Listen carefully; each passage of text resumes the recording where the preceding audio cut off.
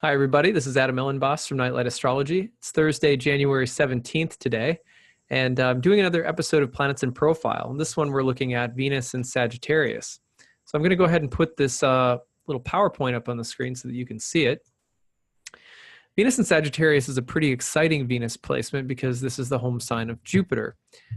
So that's what we're going to take a look at today. And remember that in 2019, I'm doing Planets in Profile episodes primarily looking at the movements of Mars and the movements of Venus. So eventually I'll update and do all of the other planets as well, but I'm kind of taking it one step at a time. So Venus and Mars for now. Venus and Sagittarius, again, pretty exciting placement, specifically because Venus has moved into the home sign of Jupiter. Now, if you have Venus and Sagittarius in your birth chart, or if you're looking at Venus and Sagittarius in any kind of chart, really, hopefully this will give you some sense of how to interpret its meaning. So first of all, you always have to remember that the way to read a planet when it's in a sign is in terms of a guest-host relationship. This is something that I've said in just about every episode. I'll continue to say it. When a planet is in a sign other than its own, so for example, Venus, when she is not in Libra or Taurus, she's not in her home signs. She may be in her exaltation in Pisces. That's a different consideration. But when she's not in her home sign, then she's the guest in the house of another planet. All of the signs are really thought of as the houses of the planets.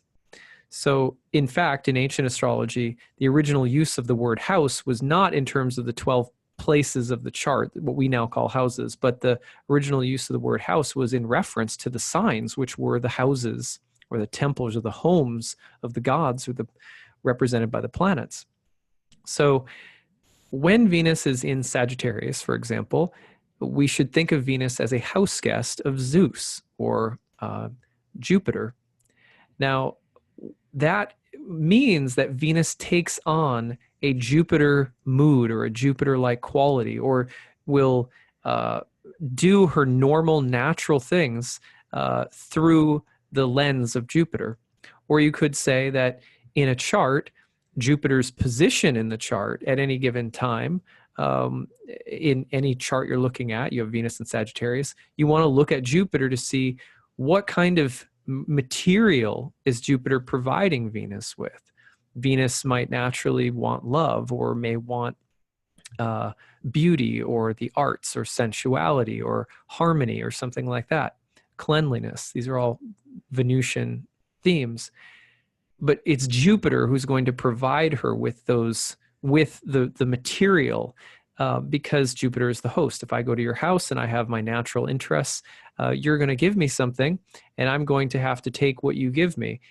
You're going to give me to the best of your ability what you can to satisfy me. But every planet has a different kind of nuanced relationship with every other planet. So understanding the dynamics between Venus and Jupiter are very important. One thing that's very basic about Venus and Jupiter when Venus is in Sagittarius, which is Jupiter's sign, is that they're both considered benefics. Benefic planets come from a Greek word that basically means an agent of good, and an agent of the good, or something that provides benefits. So it's also thought maybe to be associated, the status of these two benefic planets, with an association with qualities that would bring growth in plant life, like rain, moisture, heat, sunshine, things that make life grow. So both of the benefics are associated with growth, abundance, the word yes, confirmation. They're both associated with good fortune or benefits, but in different ways. Jupiter is associated with faith, grandiosity, bigness, hope, trust, blessings, making something a greater whole, incorporating something and making it part of a larger unity. It's all-encompassing, it's broadening, it's enlarging. Enlarging, I think that's a word. It enlarges. Venus, on the other hand, is a harmonizer. Venus takes unlike things and makes them like. Venus creates a bridge between things. Venus is like in music, when you strike a note that harmonizes with another note. Venus is also related to friendship and accord and agreement. But in order for there to be agreement, there is some level of compromise. So Venus is related to the sextile. Jupiter is related to the trine. If you don't know what those are, don't worry, but those are aspects in astrology. So they get along pretty well. They have a lot in common, and generally speaking, things might get a little excessive when the two of them get together.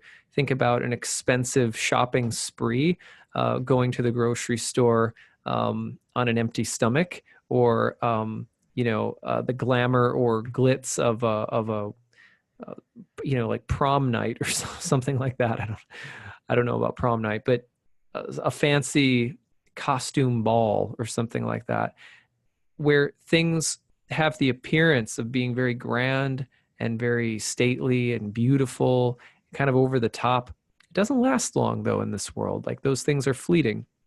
So similarly, there can be some delusions of grandeur that come along with Venus and Jupiter together. So at any rate, I'm noticing a typo here. You can see one says Venus in Scorpio is not essentially dignified or debilitated in Sagittarius. That's a typo. So my apologies on that. Venus in Sagittarius is not essentially made a lot better by being in Sagittarius. It's not made a lot worse by being in Sagittarius. Sagittarius is a masculine, double-bodied fire sign, and it's the masculine home of Jupiter. So we already say a little bit about these two planets together, but it's worth pointing out that Sagittarius is also a fiery place, and it's a place that's associated with changeability. Double-bodied signs like Sagittarius come at the end of one season and the beginning of another, the end of autumn and the beginning of winter. So this is, of course, Northern Hemisphere centric.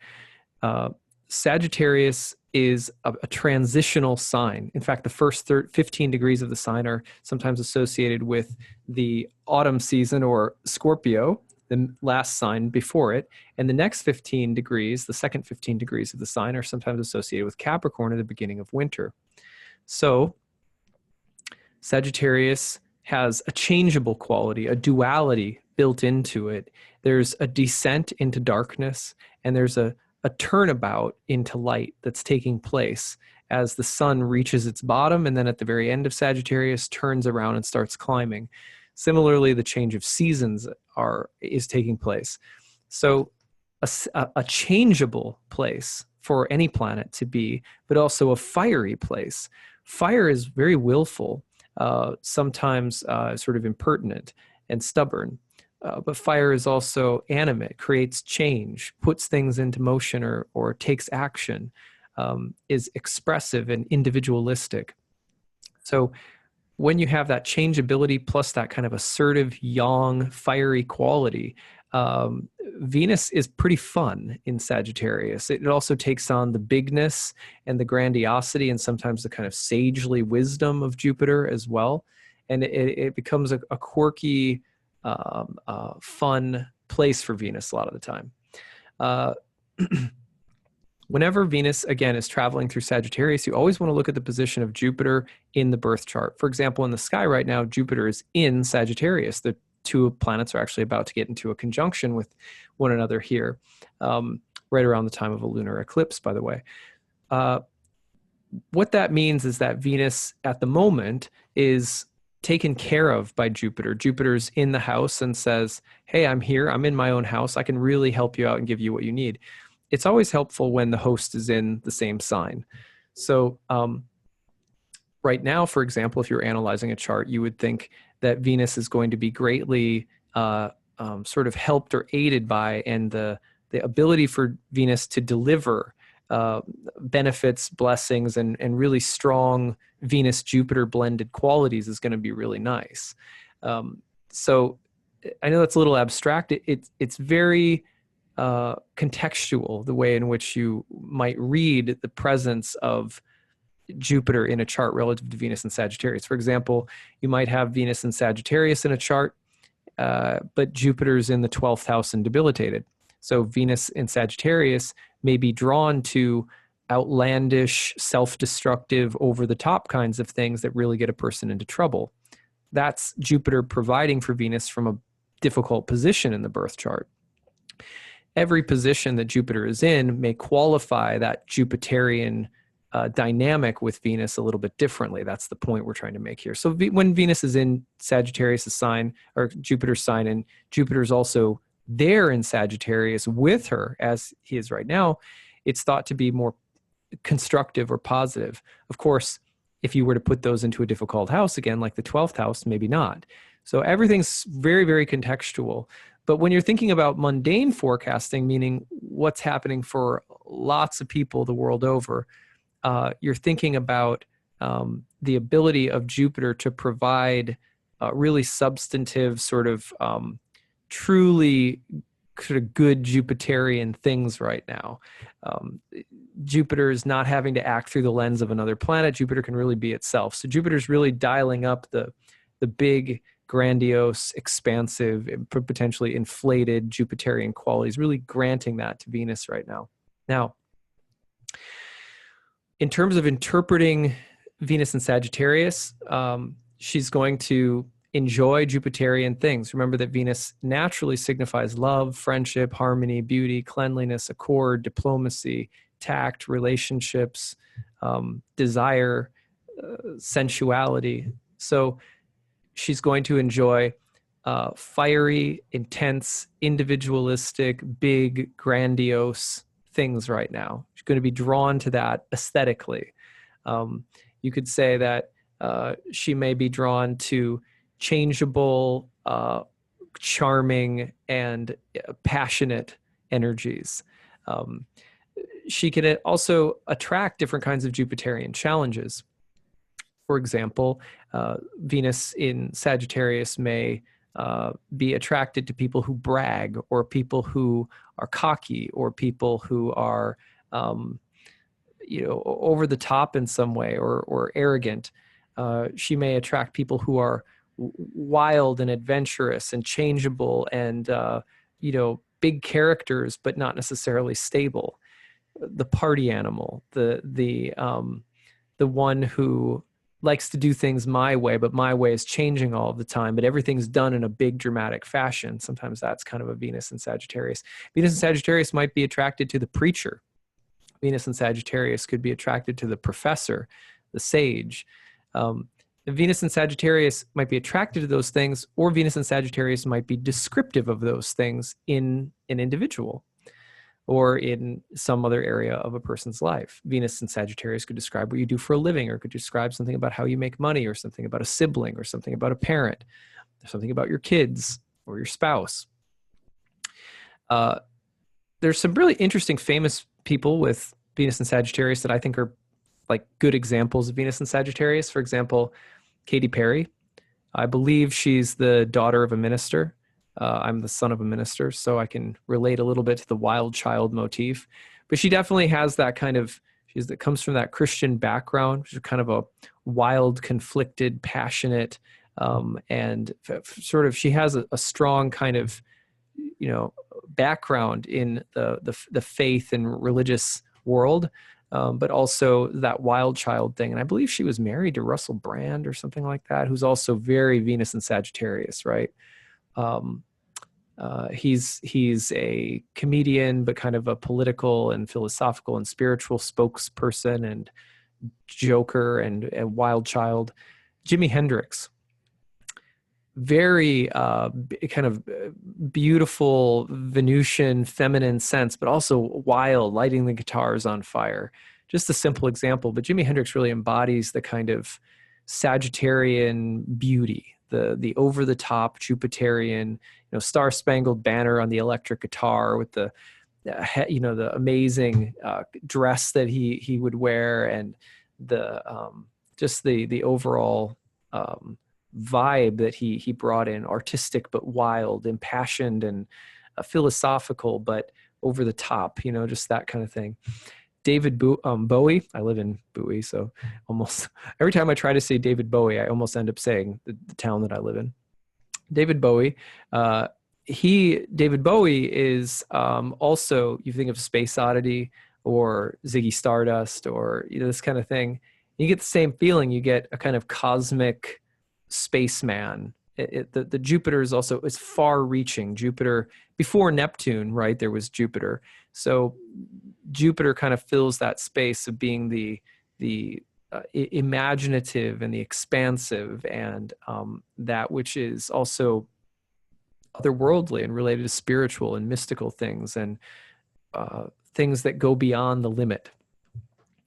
And it's wild, and it's fiery, and it's intense, and it's irreverent, but it's also oftentimes sagely. It kind of embodies that duality. The centaur is part, wild animal, part rational man. It is the same duality sort of built into the constellation image. Ivanka Trump, she actually has a Venus-Neptune conjunction in Sagittarius. A lot of people would immediately say, she doesn't seem like a Venus in Sagittarius. But I think especially when you pair Neptune, it makes a lot of sense in her chart. But at any rate, no, she's very much attracted to the, she's daughter of a statesman, right? So she has that kind of attraction to remember Jupiter, traditional ruler of things like senators, politicians, emperors. Zeus is also the placeholder for those people who are sort of big and important. So Venus and Sagittarius can also present in a way as wild, irreverent. I do my own thing. I'm independent, but I'm also very stately. I also have a side of me that's the lawyer, or the attorney, or the judge, or the politician, or the professor, or whatever. So I thought Ivanka Trump was interesting because she certainly has that kind of sort of stately Jupiterian quality about her, but she also has this kind of wild, independent streak as well. The other thing is, I think that, well, I don't want to say too much about, I don't want to spend too much time on the Trumps, because God knows there's enough being said about them. But one thing I'll just state with her is that my sense is also that with Venus conjoined with Neptune, that there's a lot of deception in terms of the way that she has cultivated a self-image, and the way that she presents herself to the world, and probably who she is in private. And that's kind of a Venus-Neptune thing, but at any rate, you can fill in the blanks. So these are just simple examples that I pulled really quickly. There's tons more. For example, I think Winston Churchill had a Venus in Sagittarius. Emmanuel Macron has a Venus in Sagittarius. There's a lot of male statesmen who have the Venus in Sagittarius, and can be sort of pictures of, remember Sagittarius, the centaur, is also kind of a symbol of a competitor and a warrior. So there's also this kind of, Zeus is also kind of the one in charge, the cosmocrat, and the sense of being like, I'm in charge. There's a kind of sense of having some elevated authority, or some kind of some far-reaching sense of themselves that is sometimes grandiose and over the top, sometimes inflated, or there's sort of hubris. But sometimes it goes right along with being a masterful statesman or something like that. So at any rate, gives you a range of things to think about with Venus and Sagittarius. You always have to be careful of Venus and Sagittarius going over the top in some way, whether that's wild or arrogant or boastful, or too expensive or grandiose. I mean, the excess of Jupiter is always a problem. The imaginative quality of Jupiter is a real blessing, though. It can make for really exotic, fun, feisty, changeable Venus and Sagittarius. So that's where I'm going to leave you guys. That's what I've got for this episode. I hope this was interesting for you all, and we'll look forward to being in touch when Venus enters Capricorn, which is a totally different mood altogether. So it'll be really interesting to see. One way you can check, by the way, when Venus is in signs, follow Venus through your chart. When Venus goes whole sign house by whole sign house through your chart, and notice what kinds of things you're naturally finding enjoyable or pleasing, or what have you. And a lot of the times that will give you a very intimate portrait of the planet, is to pay attention to what what you're attracted to when Venus is moving through signs and houses.